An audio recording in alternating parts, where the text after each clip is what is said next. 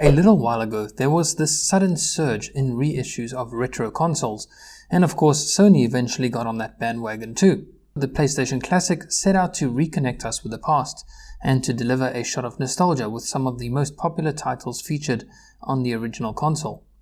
But the question becomes, is the classic PlayStation what we remember it to be? Or more importantly, are the games as entertaining as we remember them to be? Clearly, things have changed drastically since the late 90s. Things have gotten faster, smaller, and more efficient. But it's often difficult to really grasp just how much technology can improve over time, especially when those changes happen so incrementally. This is where products like the PlayStation Classic can really show this, when we compare it to the original PlayStation it resembles. The Classic looks almost identical to the original PlayStation, after all that was the entire point, but it has shrunk substantially. The Classic is essentially less than a quarter of the size of the original PlayStation, as well as weighing substantially less, almost 85% less that is.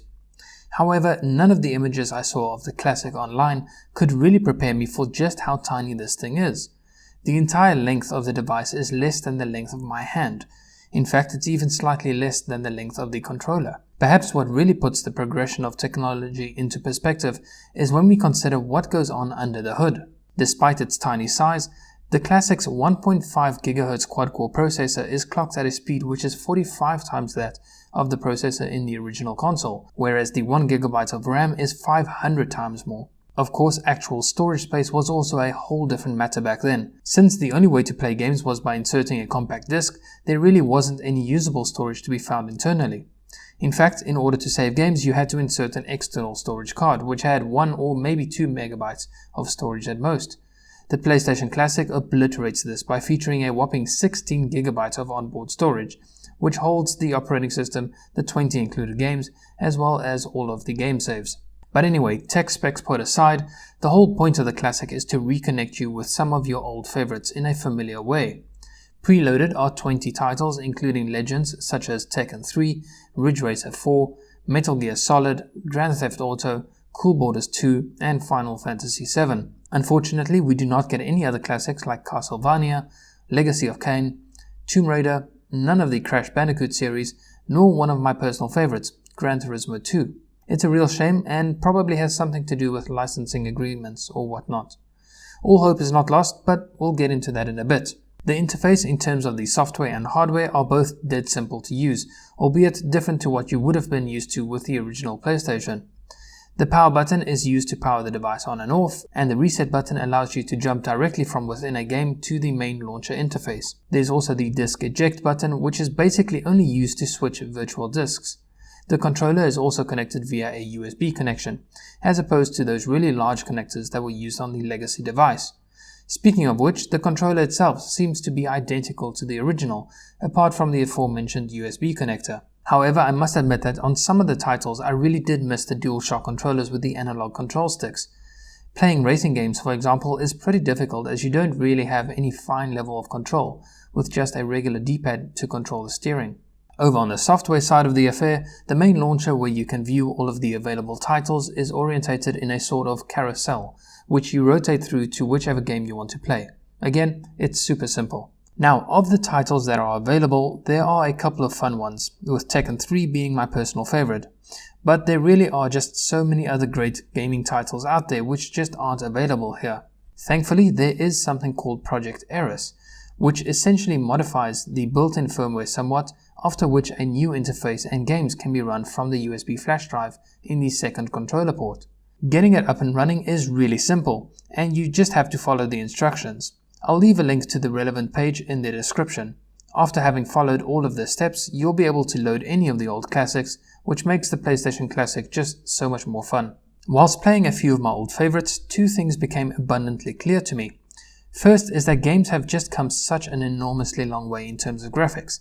Even Gran Turismo 2, which really pushed the envelope with respect to what the platform could do, is comparatively far worse visually than what you'd get from even a mobile phone.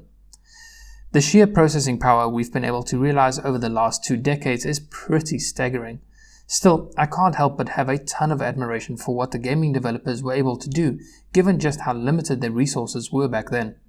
The second thing I realized was just how much fun a game can be. Sure, Getting ultra crisp graphics and getting those physics engines dialed in just right is an enormous feat and worthy of bucket loads of admiration. But I'd be lying if I said I didn't admire more those game titles that managed to be just as engaging because of their storyline or type of gameplay, as opposed to those that kind of just rely heavily on visual appeal.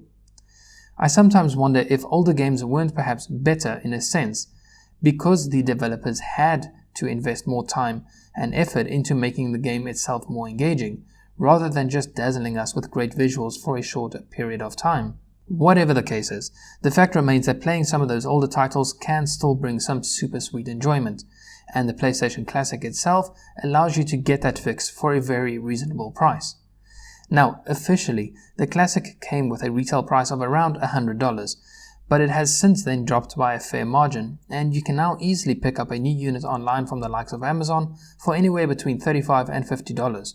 Given that you are limited to just 20 games with the regular firmware, as well as taking into account exactly which games are included, a price tag of $100 is a little bit steep for the Classic, as there are just so many games that are really worth playing but that you can't.